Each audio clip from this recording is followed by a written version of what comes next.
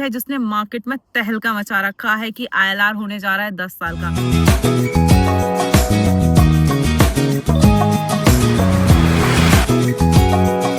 Back to TT vlog. हो आप लोग सब अच्छे होंगे। आप लोगों का स्वागत है मेरे ब्लॉग में। और आज मैं कोई भी नॉर्मल ब्लॉग नहीं बनाने जा रही हूँ। बहुत दिनों से मैं बहुत सारे र्यूमर सुन रही हूँ, आप लोग भी सुन रहे होंगे। इंस्टाग्राम, यूट्यूब, कहीं पे भी सब लोग बने पड़े हैं वीडियो बनाने के लिए। तो आज मैंने अपने बिजी शेड्यूल में से थोड़ा सा टाइम निकाला है, थोड़ी सी रिसर्च करी है और आप लोगों के साथ फैक्ट्स के साथ और बहुत ही सिंपल लैंग्वेज में मैं लेकर आई हूँ कि जो भी चेंजेस यूके इमिग्रेशन में हुए हैं। तो स्टार्ट करते हैं। सबसे पहले 12 मई 2025 को एक वाइट पेपर रिलीज होता है गवर्नमेंट की तरफ से। पहली बात तो मैं आप लोगों को ये बता दूं कि वाइट पेपर होता क्या है। वाइट पेपर एक डॉक्यूमेंट होता है जो कि इशूड किया जाता है गवर्नमेंट के थ्रू, और कोई भी लॉ बनने से पहले एक प्रस्ताव रखा जाता है, एक ड्राफ्ट किया जाता है। तो वाइट पेपर उसी का एक पार्ट है जो कि जाएगा मैक कमेटी के पास। उसके बाद जाएगा ये पहले जाएगा ये लोअर पार्लियामेंट में, फिर जाएगा ये अपर पार्लियामेंट में, और फिर ये पास होगा किंग के थ्रू, क्योंकि यहाँ पे किंग का शासन चलता है और जैसे इंडिया में राष्ट्रपति का शासन चलता है। तो फर्स्ट ऑफ ऑल डरने की बिल्कुल भी जरूरत नहीं है। ये वाइट पेपर है, it doesn't mean it's a law. जब तक कोई भी लॉ पास नहीं हो जाता है तब तक वो इम्प्लीमेंट नहीं होता है। दूसरी चीज, जो इमिग्रेशन के रूल हैं, एक्ट होता है एक, पहले लॉ बनता है, पहले ड्राफ्ट होता है, फिर लॉ पास होता है, उसके बाद एक्ट बनता है। तो एक्ट है इमिग्रेशन का 1971। उसके तहत गवर्नमेंट को कोई भी मतलब वो लॉ चेंजेस कर सकती है एक स्टेटमेंट ऑफ चेंजेस लाके, और वो पार्लियामेंट के पास उसको पहले पेश करना पड़ेगा, सहमति लेनी पड़ेगी। कोई भी जो ड्राफ्ट होता है वो बनाते हैं पब्लिक सर्वेंट्स, और उस पे जो सहमति ली जाती है वो ली जाती है पार्लियामेंट्स के मेंबर्स की। जब सब लोग सहमत होंगे उसके बाद एक लॉ पास होगा, उसके बाद ये लॉ आएंगे। तो जितने भी लोग डर रहे हैं कि लॉ पास हो गया है, रूमर्स या कुछ भी फैल रहे हैं, तो ये सब अभी तथ्य नहीं है, तो डरने की कोई भी जरूरत नहीं है। मैं आप लोगों को ब्रीफली बता देती हूँ कि उस व्हाइट पेपर में क्या क्या इंक्लूड किया गया है। उसमें मेन 4 बड़े टॉपिक्स इंक्लूड किए। पहले क्या होता था, RQF लेवल 3 ऐसे करके जो लेवल्स थे उसमें बहुत सारी स्पॉन्सरशिप जॉब्स लोगों को मिल जाती थी। बट अब आपको जो स्पॉन्सरशिप जॉब्स हैं उसके लिए RQF लेवल 6 एक इनका जो पैरामीटर होता है स्किल्ड वर्कर वीजा लेने का, वो आपके पास होना चाहिए। RQF लेवल 6 यानी कि 12th पास लोगों को स्पॉन्सरशिप जॉब्स नहीं मिल पाएंगी। इसके लिए आपको अब थोड़ा सा और हाईली एजुकेटेड होना पड़ेगा।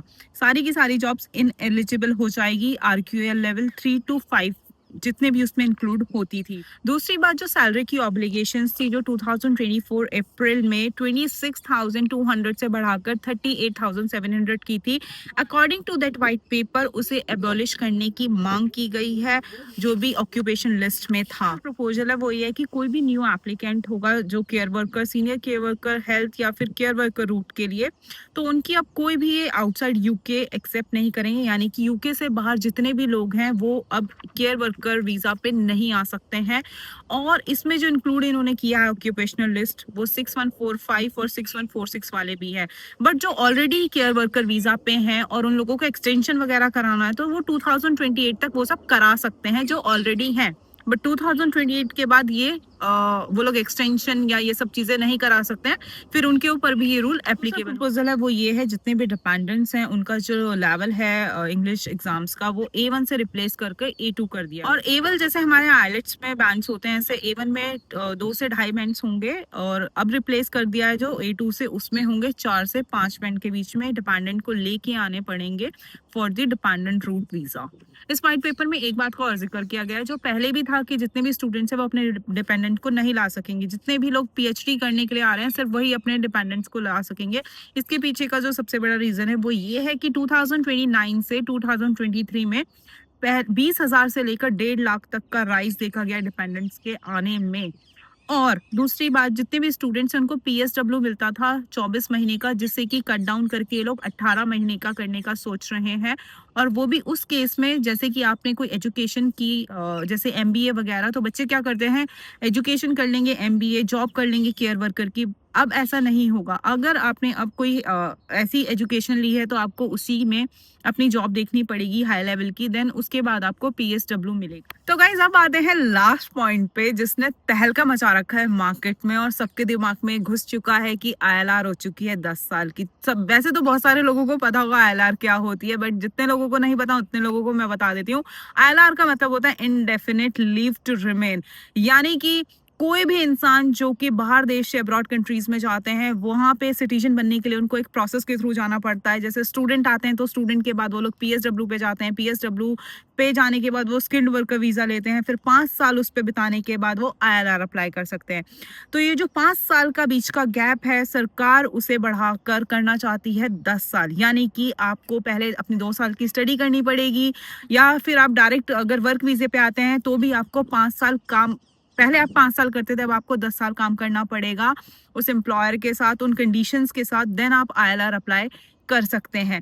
तो व्हाइट पेपर के अकॉर्डिंग ऐसा बताया गया है कि 4 प्रोफेशन को छोड़कर ये सब पे अप्लाई होगा जिन्हें 10 साल काम करना पड़ेगा। वो 4 प्रोफेशन है आपके डॉक्टर, नर्स, एआई और साइंटिस्ट। बाकी जितने भी लोग हैं जैसे केयर वर्कर वीजा पे या फिर और भी सारी जॉब्स हैं, फाइनेंस में, किसी भी चीज में, सब लोगों को 10 साल करना पड़ेगा। अगर ऐसा होता है तो यूके पहली कंट्री बनेगा जहां पे कि 10 साल के बाद आईएलआर मिलेगी। बेसिकली ह्यूमन राइट्स के बेसिस पे भी आपको 10 साल के बाद सिटीजनशिप वगैरह मिल जाती है, बट अगर ये चेंजेस आते हैं तो यूके ये फर्स्ट कंट्री बन जाएगा और यही इफेक्ट कर रहा है सब लोगों को। और सबसे बड़ी जो चिंता है वो ये है कि ये सबके ऊपर अप्लाई होगा। आज बीबीसी ने एक स्टेटमेंट जारी की है जिसमें बताया गया है कि ये सब पे अप्लाई होगा, यानी कि एग्जिस्टिंग वंस पे भी होगा। क्या आप सोच रहे हैं कि आपके 2 महीने रह गए हैं सिर्फ स्पॉन्सरशिप वीजा पे और आपको 2 महीने बाद आईएलआर अप्लाई करना था, तो आप अब फिर से 5 साल और काम करेंगे? ये सब टेंशन्स आपके दिमाग में चल रही होंगी। तो मैं बता दूं कि टेंशन्स लेने की ज़रूरत नहीं है। आप कहेंगे कि मैं कौन हूँ बताने वाली, तो अकॉर्डिंग टू लॉ कोई भी जो लॉ पास होता है वो रेट्रोस्पेक्टिवली पास नहीं होता, यानी कि वो पीछे से पास नहीं होता है, क्योंकि 2.5 मिलियन लोग अप्लाई करने जा रहे हैं आईएलआर और या फिर वो स्किल्ड वर्कर वीज़ा पे हैं जिससे वो इफ़ेक्ट होंगे। इतनी बड़ी संख्या में लोग इफ़ेक्ट होंगे, तो कोई भी लॉ जब पास होता है तो उसको मद्देनजर रखा जाता है कि कितने लोग उस कैटेगरी में आ रहे हैं, कितने लोग इससे प्रभावित होंगे। तो अकॉर्डिंग टू लॉ डायरेक्टली ये लॉ ऐसे नहीं पास हो सकता है कि एग्जिस्टिंग वंस पे भी हो जाए। तो इस बात की आप लोग टेंशन मत लें। जितना हो सकेगा तो यही होगा कि ये प्रोस्पेक्टिवली अप्लाई होगा, यानी कि ये करंट डेट से अप्लाई होगा। इसलिए उन लोगों से मैं बोलना चाहती हूँ जो लोग अगर स्पॉन्सरशिप लेना चाहते हैं एट द मोमेंट, वो ले जितनी जल्दी हो सके। वंस अ लॉ पास फिर कुछ नहीं हो सकता है। अभी ये सिर्फ व्हाइट पेपर है जैसे मैंने बताया है। कोई भी स्टेटमेंट ऑफ चेंजेस या कुछ भी अप्लाई होने में 21 दिन का टाइम लगता है। तो यही था इस वीडियो में आप लोगों के लिए कि आप लोग बिल्कुल भी टेंशन मत लें और एग्जिस्टिंग वन तो बिल्कुल भी ना लें। तो गाइज ये था मेरा सब कुछ अकॉर्डिंग टू माय रिसर्च, और मैंने जितनी भी बातें करी हैं वो फैक्ट के अकॉर्डिंग करी है। अगर आप लोग भी अभी यूकेवीआई की साइट पे जाके देखेंगे इमिग्रेशन पॉलिसीज के अकॉर्डिंग, तो कुछ भी अपडेटेड नहीं है, वो पुराने ही लॉज हैं। और होने को तो इस देश में कुछ भी हो सकता है। यहाँ पे राजा का राज चलता है। इस देश ने पता नहीं कितना कुछ किया हुआ है, हम पे शासन तक कर रखा है, तो होने को कुछ भी हो सकता है। बट अकॉर्डिंग टू अगर हम हिस्ट्री देखें, लॉ देखें, तो किसी भी देश में ऐसा नहीं हुआ है कि कोई लॉ आया हो और वो पीछे से अप्लाई हुआ हो। अगर 2025 में आया तो ऐसा नहीं हो सकता कि वो 1990 या फिर 2024, ऐसा नहीं हो सकता, बिकॉज लॉ कभी भी रेट्रोस्पेक्टिवली अप्लाई नहीं होते हैं, बहुत ही रेयर केसेस में होते हैं। तो ये था आज की वीडियो में, और बने रहिए मेरे साथ। आगे भी मैं आप लोगों के लिए इसी तरीके से फैक्ट्स को लेके आती रहूंगी सिंपल लैंग्वेज में। इसका जो भी रिजल्ट है वो विद इन फ्यू वीक्स हमें मिल ही जाएगा कि लॉ में मेनली बातें क्या रखी गई। और एक और छोटी सी और बात बता देती हूँ कि प्रस्ताव बहुत सारे रखे जाते हैं, बट लॉ पास होने तक बातों को बहुत ज्यादा सॉर्ट आउट किया जाता है, तब जाके प्रॉपर लॉ बनाया जाता है। Thank you so much for watching. जितने भी लोग डर रहे हैं, डरने की कोई भी जरूरत नहीं है, जो भी होगा देखा जाएगा।